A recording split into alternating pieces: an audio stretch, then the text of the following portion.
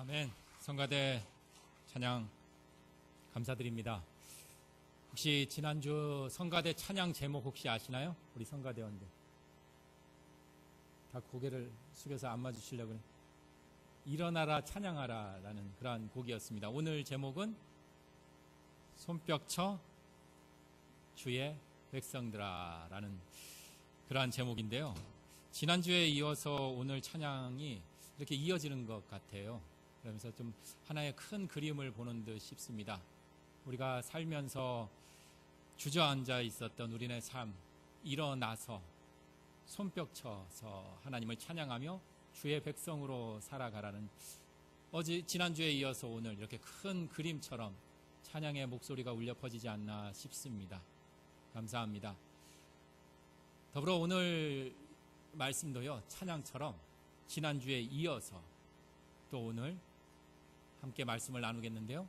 우리가 지난주에 어느 본문을 함께 말씀을 나눈지 혹시 기억나시나요? 예, 욥기의 말씀입니다. 욥기의 말씀을 우리가 함께 나눴는데요. 우리가 이어서 오늘 욥기의 말씀을 이렇게 함께 나누겠는데, 우리가 연초에 성경 일독표 우리가 하나씩 이렇게 다 갖고 계시는데요. 거기에 이 순서대로 이렇게 진행이 돼서 오늘 욥기 이제 거의 끝자락에 이렇게 와 있습니다. 생소한 표정이시네요. 예, 오늘 욥기의 이렇게 마지막 말씀을 우리가 함께 나누고 또 욥의 이야기를 정리하면서 우리들의 신앙을 좀 재점검해보고 또 정비하는 그러한 시간을 가져볼까 합니다. 자, 욥기의 첫 시작은 욥에 갖고 있는 것들을 모두 다 잃어버리는 것으로부터 이렇게 시작이 되었습니다. 재산도 잃고요, 사랑하는 자녀들도 잃고, 명성 또 자신의 건강마저도 잃어버리는 것으로 욥기의 이야기는 시작이 됩니다. 그렇다가 이제 욥기의 끝자락인 이제 42장에 와서는 이전 소유보다, 이전 잃어버렸던 그 소유보다 갑절로 얻게 되었다라는 말씀으로 끝을 맺고 있습니다. 욥의 말년에 처음보다 더 많은 복을 받게 되었다라는 것이죠. 이전에 잃어버렸던 재산 되찾고 죽었던 자식들 대신해서 이제 새 자식들을 얻게 되었다라는 것입니다. 여기서 잠깐 우리 오늘 말씀 첫 시작에 좀 딱딱함 풀기 위해서 욥기와 관련된 문제를 하나 좀 내볼까 합니다. 긴장되세요? 아주 쉬운 문제예요. 욥기를 우리가 이렇게 읽다 보면은요, 풀리지 않은 숙제가 하나가 있어요. 뭔가 하니요, 욥기의 첫 부분에 앞서 얘기했지만 모든 것 다 잃어버렸다라고 했습니다. 재산, 자식, 명성, 건강 모두 다 잃어버렸어요. 그런데 욥에게 잃지 않은 것이 하나가 있었습니다. 그것이 무엇일까요? 네? 신앙? 믿음, 신앙, 생명, 네, 그런 것들도 잊지 않았죠. 본인과 관련되어 있지 않은 주변의 것들 중에 잃지 않은 것이 있었어요. 친구들, 그렇죠. 친구들도 잃지 않아서 지난주에 우리가 친구들이 함께 이렇게 한 자리에 모여 있는 그런 모습도 보였는데요. 조금 더 구체적으로 자신의 그 주변 중에서 아주 친근한, 자기가 늘 하고 동행하고 있는 아내를 잃지는 않았죠. 그래서 욥기에서도 모든 것을 잃고 건강마저 악화된 욥을 향해서 아내가 이렇게 이야기를 해요. 차라리 하나님을 저주해서 죽어라 라고까지 이렇게 아주 극단적인 저주스러운 말을 하기도 합니다. 그렇다면 문제가 이제 시작이 됩니다. 왜 욥에게 모든 것 다 잃게 했는데 아내는 잃지 않았을까요? 바로 오늘 끝절에 갑절로 갚아주셨다라는 그 말 속에서 힌트를 찾아볼까 합니다. 만약 욥의 아내를 잃어버렸다면 어떻게 됐을까요? 아내까지도 갑절로 얻게 되기 때문이 아니었을까?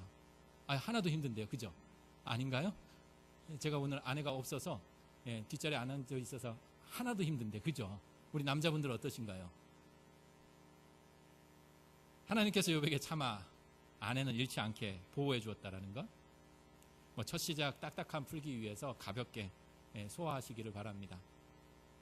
그렇게 욥기는요, 처음과 끝부분에 이야기에 우리가 집중을 하다 보면 처음에 모든 것 다 잃었다가 마지막에 가서 갑절로 더 많은 것을 얻어서, 마치 우리 사회생활 속에서 아무것도 없었던 6.25의 폐허 속에서 자수성가해서 기적처럼 지금의 부를 성공을 이룬 것 같은 위인전이나 성공신화의 그러한 나움직한 이야기처럼 우리가 시련과 어려움 속에서도 흔들림 없이 끝까지 살아가면 결국 성공과 축복의 길이 열린다라는 우리 성공한 사람의 그런 모형처럼 욥기의 이야기를 이해하기도 합니다.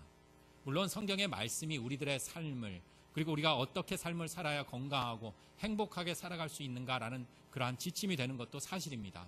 하지만 주목하건대 성경의 말씀에는 어떤 기록물이나 역사 또는 좋은 가르침과는 다른 아주 독특한 특별함이 분명 담겨져 있습니다. 그것은 바로 성경의 말씀이 향하는 곳은 우리를 향함이 아니라 바로 우리를 향하신 그 하나님의 지고지순한 마음, 곧 성경의 말씀은 하나님을 향하고 있다라는 사실입니다.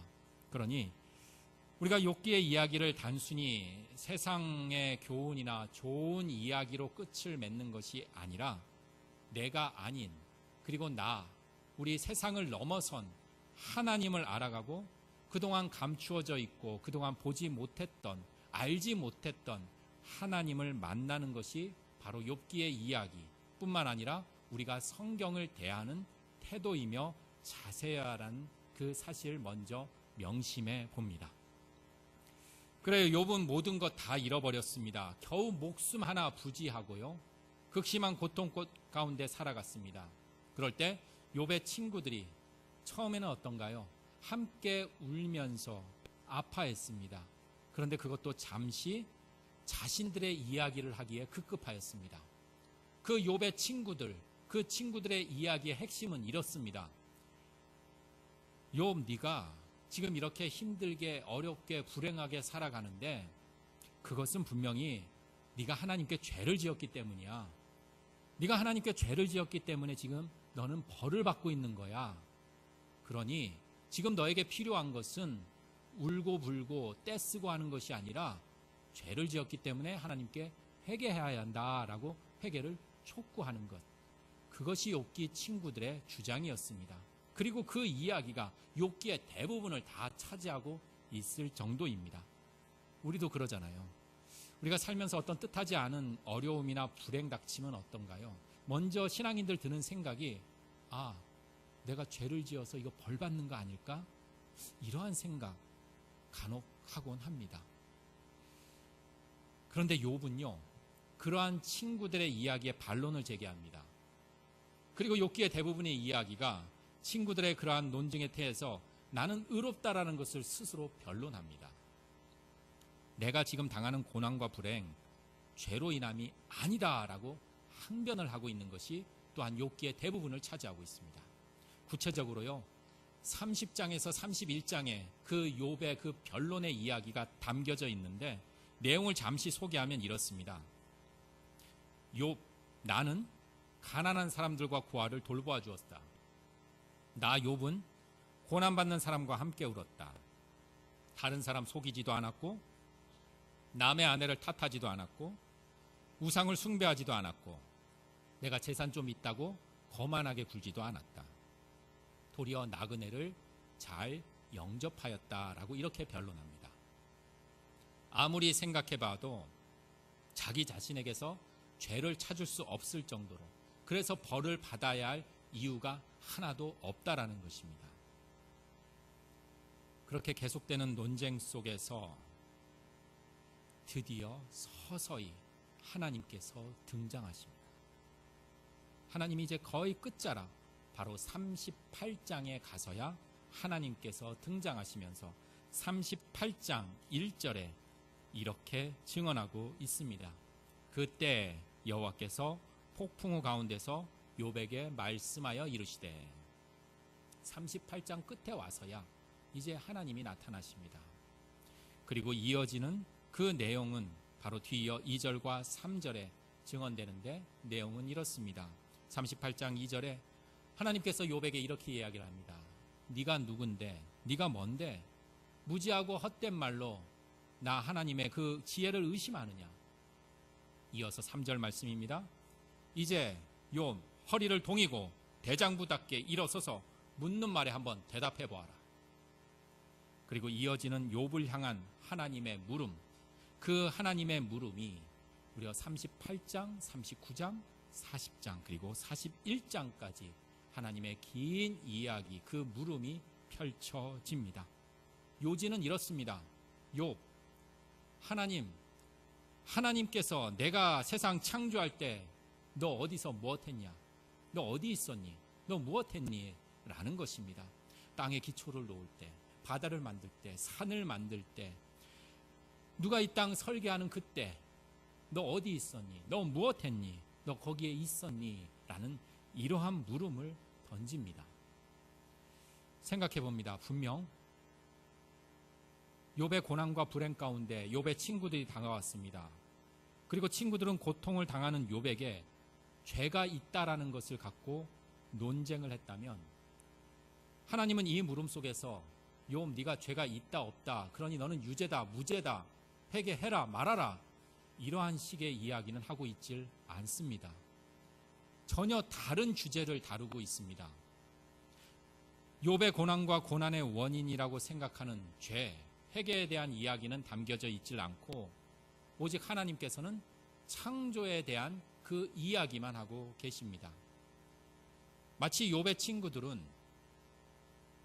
현미경을 들여다보면서 욥의 죄가 어디에 있는지, 있는 것 없는 것 다 찾으면서 죄가 어디에 있는지 그것을 분석하고 찾고 그러한 과정을 밟았다면, 하나님은 이 대목에서 현미경이 아니라 마치 멀리 있는 것을 바라보듯이 만원경을 들고 욥에게 대화를 청하고 있다는 것입니다. 계속 이어지는 하나님께서 이 세상을 창조하시고 하나님의 그 전능하심에 대한 이야기를 계속 듣고 있던 욥이 드디어 입을 열어 대답을 하는 장면이 바로 오늘 본문 42장의 말씀입니다. 특히 그 중에 우리 42장 5절과 6절의 말씀, 어떠한 이야기를 욥이 입을 열어 대답을 하는지 우리 5절과 6절 함께 봉독해 보도록 하겠습니다. 내가 주께 대하여 귀로 듣기만 하였사오나 이제는 눈으로 주를 배움나이다. 그러므로 내가 스스로 거두어 드리고 티끌과 제 가운데에서 회개하나이다. 아멘. 분명 우리는 기억합니다. 욥기 1장 1절 첫 서두에 보면은요, 우리 손이 빠르신 분들은 빨리 이렇게 성경책 스크린에 나오는데요, 욥에 대한 소개, 욥을 이렇게 소개하고 있습니다. 욥기 1장 1절인데요, 욥이라는 사람은 온전하고 정직하고 하나님을 경외하고 악에서 떠난 자다라고 분명히 밝히고 있습니다. 그리고 욥 스스로도 변론하기를 나는 죄를 짓지 않았다라고 항변하고 수많은 증거들을 대기도 하였습니다. 그렇게 죄가 없는 욥이 하나님의 그 음성을 듣고 오늘 본문 6절에서는 내가 회개합니다라고 회개를 고백하고 있습니다. 여기서 우리가 잠시 회개에 대해서 좀 생각해 보겠는데요. 회개, 무엇이 회개라고 생각하시나요? 우리가 보통 회개한다, 교회에서 회개 이렇게 이야기를 하면 내가 죄를 지었다라는 사실을 깨닫고 그것으로 끝나는 것이 아니라 다시는 죄를 짓지 않겠다라고 결심하는 것, 그것들을 우리가 좀 회개라고 이렇게 이해를 하곤 합니다. 그렇습니다. 회개라는 것, 그러한 의미가 담겨져 있습니다. 그렇다면 욥기에서 말하는 회개는, 욥이 지금 회개합니다라고 하는 이 회개는 단순히 죄를 짓고 이제 마음 내가 고쳐먹고 살아가겠습니다라는 우리들이 일반적으로 알고 있는 그러한 회개와는 사뭇 다른 느낌을 전하고 있습니다. 왜냐하면 앞서 우리가 함께 살펴봤지만 욥은 정말 죄를 짓지 않을 정도로, 회개가 필요 없을 정도의 그런 의롭고 아주 정직한, 하나님이 보시기에 아름다운 그러한 삶을 살았던 인물이기 때문입니다.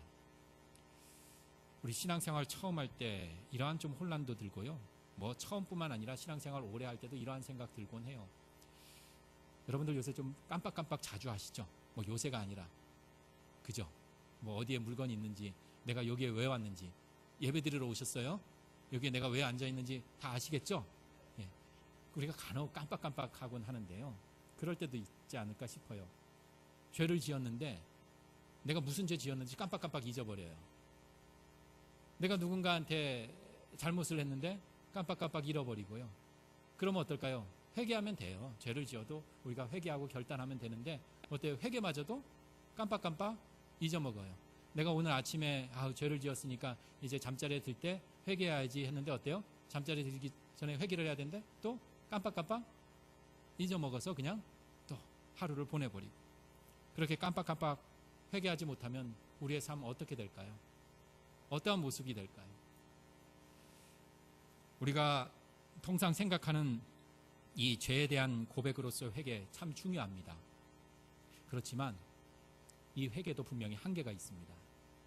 왜냐하면 그 회개를 하는 장본인이 바로 그 한계가 연약함을 갖고 있는 바로 사람이기 때문입니다. 나의 죄를 고백하는 회개를 하면 우리는 용서받았다라고 고백합니다. 그러면서 안심이 되기도 하고요, 하나님의 은혜에 감사하기도 합니다. 하지만요, 저 마음 한편에는 또 이런 생각도 들더라고요. 또 내가 죄를 짓지 않을까라는 그런 불안감 말입니다. 어디 그뿐이겠습니까? 제대로 회개하지 못한 삶이 많아지면 많아질수록, 깜빡깜빡하는 날이 많아지면 많아질수록 내가 회개하지 못했구나라는 자책감, 또 내가 또 죄를 지었구나라는 부끄러움에 내 자신을 포기해버리는 그러한 위험도 생기곤 합니다. 그리고 더불어 관계 속에서 어때요? 나는 회개했는데 저 사람은 회개하지 않네? 그러면서 회개하지 않은 이에 대한 정죄의 마음이 불쑥불쑥 생겨나기도 합니다. 결국 죄를 자백하고 새롭게 살아가겠다라는 그러한 결단을 하는 그 회개가 도리어 내가 의로워져야만 한다라는 어떠한 집착, 강한 의무감, 그리고 나는 의롭다라고 하는 그러한 교만, 그리고 또 내가 죄에 빠졌구나라는 실패, 허탈감, 죄책감, 그러한 속에 회개가 점점 나를 구속하며 살아가게 됩니다. 마치 이 우리 속에 다람쥐가 쳇바퀴를 막 돌리듯이 죄와 회개, 죄와 회개, 이 쳇바퀴를 돌리는 우리 안에 갇혀 사는 그러한 연속되는 삶을 살아갈 수밖에 없다라는 것입니다. 더 이상 더 넓은 곳으로, 바깥 세상으로 나아갈 수 없는 거예요. 이를 아주 잘 이용한 것이 우리 기독교의 역사 속에 바로 중세의 면죄부 판매였습니다. 죄를 지었으니 회개해야 된다. 죄와 회개를 계속 반복하며 마치 우리 속에 가두어 온전한 삶을 살지 못했게 했던 그런 기독교의 뼈아픈 그러한 모습처럼 말입니다. 욥기의 이야기에서도요, 욥의 친구들은요, 욥에게 닥친 불행과 고난 속에서 죄를 이야기하였습니다. 회개를 강조하였습니다. 그래서 죄와 회개라는 그 세상 안에서만 외칠 뿐입니다.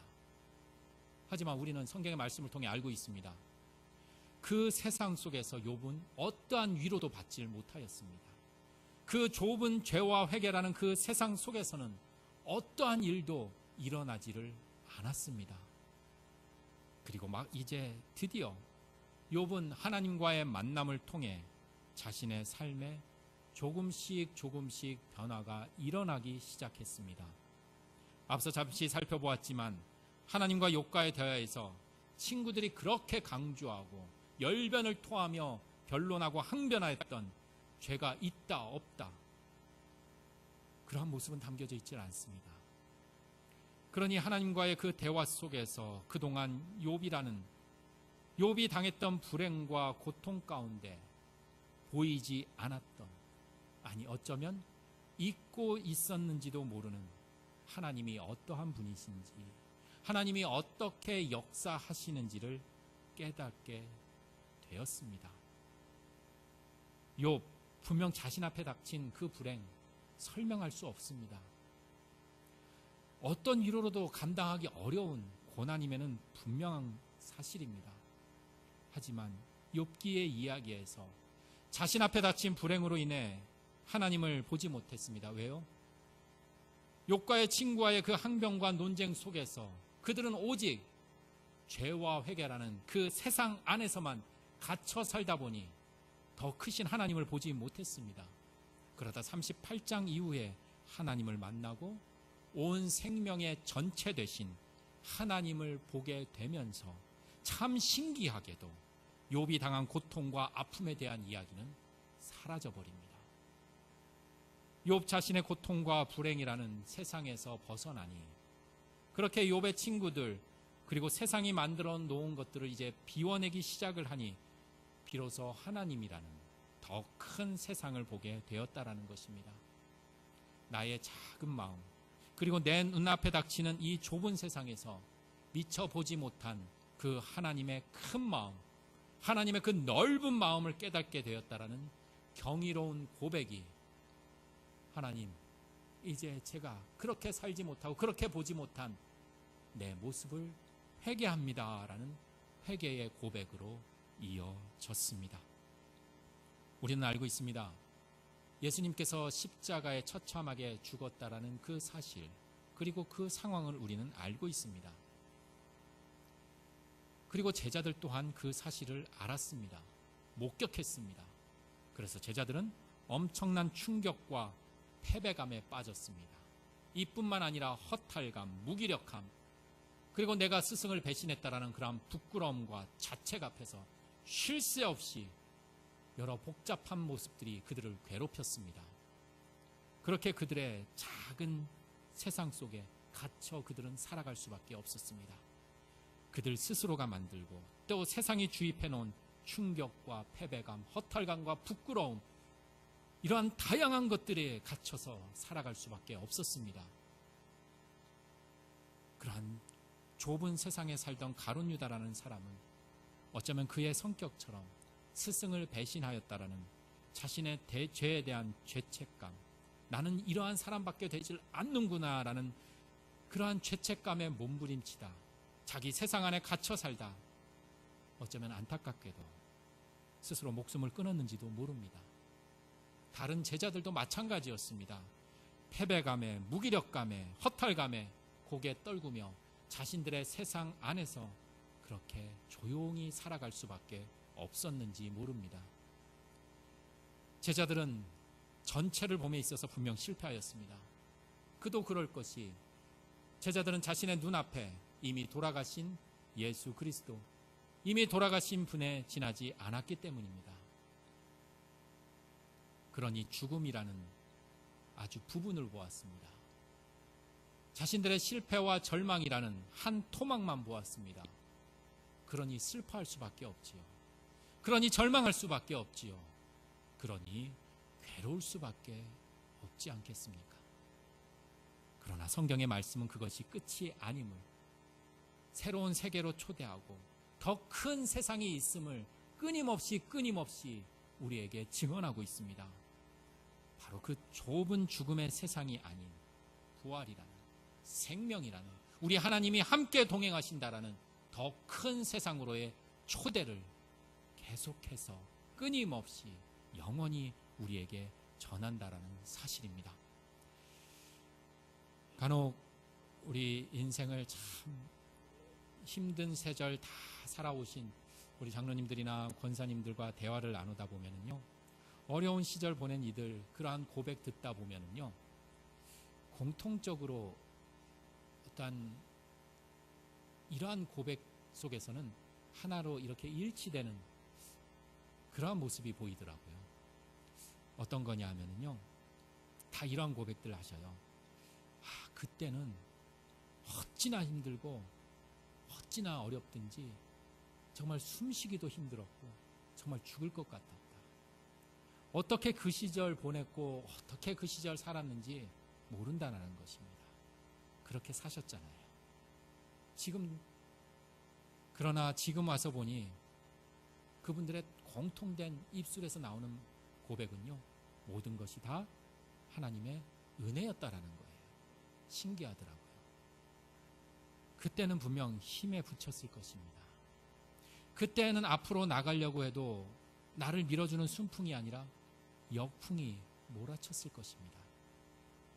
하지만 이제 먼 발치서 마치 만원경을 들이대듯이 지난 세월 돌아보며 전체를 보니, 큰 그림 보니 그때와 달리 큰 마음으로 돌아보니 힘에 부치던 일도, 역풍처럼 다가왔던 일들도, 언제 끝날지 모를 듯한 그러한 삶의 고통도 상처도 아픔도 내 인생에서 소중하고 귀한 부분이었다라는 것입니다. 이제 주보에 나와 있는 우리 제목 한번 잠시 살펴볼까 해요. 오늘 특별히 좀 한자도 이렇게 좀 써봤는데요. 우리 다 한자 읽으실 줄 아시죠? 우리 스크린에 나와 있는데 한번 큰 소리로 한번 읽어볼까요? 네, 한번 큰 소리로 읽어보겠습니다. 시작. 임무원려 난성대어. 저도 잘 읽지 못해서 이렇게 컨닝을 했어요. 임무원려 난성대어. 말 그대로요. 사람이 멀리 생각하지 못하면, 멀리 생각하는 게 없으면 어떻게 해요? 대어. 큰 일을 이루기가 어렵다라는 뜻입니다. 사람이 이렇게 멀리 보지 못하면요, 이 가까이 있는 그 근심에 사로잡힌다라는 그러한 뜻으로도 생각할 수 있을 듯 싶습니다. 시야가 좁으면, 당장 내 앞에 길이 막히면 계속 막힐 것 같아요. 다른 방안도 없을 것 같아요. 이대로 내 인생 끝나버릴 것 같습니다. 그래서 끊임없는 불안감과 스트레스가 오기도 합니다. 고난 속에 갇혀 살고 불행이라는 아주 작고 좁은 세상에 갇혀 살보니 전체이신 우리 하나님 보지 못해 슬퍼하고 고통 가운데 걱정하며 온갖 불안과 스트레스를 받고 살아가는지도 모릅니다. 우리는 우리가 처한 현실과 상황에만 갇혀 사는, 마치 좁은 우리에 갇혀서 쳇바퀴 계속 돌려대는 그러한 다람쥐가 아닙니다. 우리는 똑같이 반복되는, 영원히 지속되는 똑같은 일 속에 빠져 사는 그러한 기계도 아닙니다. 우리는 바로 하나님의 사람입니다. 하나님께서 사랑하는 자녀들입니다.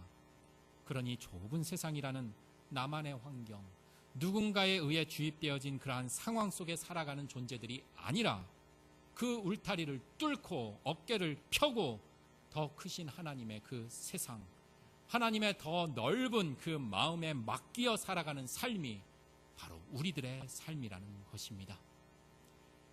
뿐만 아니라 나아가 우리들의 관계에 있어서도 마찬가지가 아닐까 싶습니다.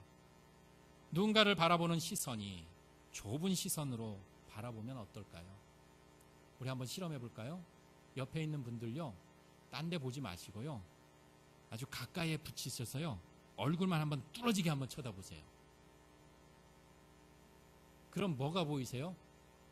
아주 가까이에요. 그냥 아주 가까이에서 얼굴만 뚫어지게 쳐다보십시오. 한 곳만 집중하면서 쳐다보면요, 아마 깊게 파인 주름살만 보일 거예요. 김이 죽은 깨만 보일 거예요. 그렇게 오해와 갈등만 불러일으키면서 그 사람을 온전히 보지 못할 뿐입니다. 그러니 통큰 마음으로, 넓은 시선으로 만원경을 갖고 그 사람의 한 곳만 쳐다보는 것이 아니라 전체를 볼 때 그 사람이 한결 아름답고 또 멋있게 보일 것입니다. 온 생명의 전체가 되시는 우리의 가장 크신 하나님을 바라보지 못하는 그런 영적 근시에서 벗어나서 우리 보다 더 멀리, 보다 더 크게 바라보면서 마침내 더 크신 하나님의 그 품 안에서 욥기의 끝자락의 그 증언처럼 하나님의 풍성한 축복을 발견하고 우리가 함께 누리는 우리의 귀한 한 주가 되기를 소망합니다. 함께 기도 드리시겠습니다.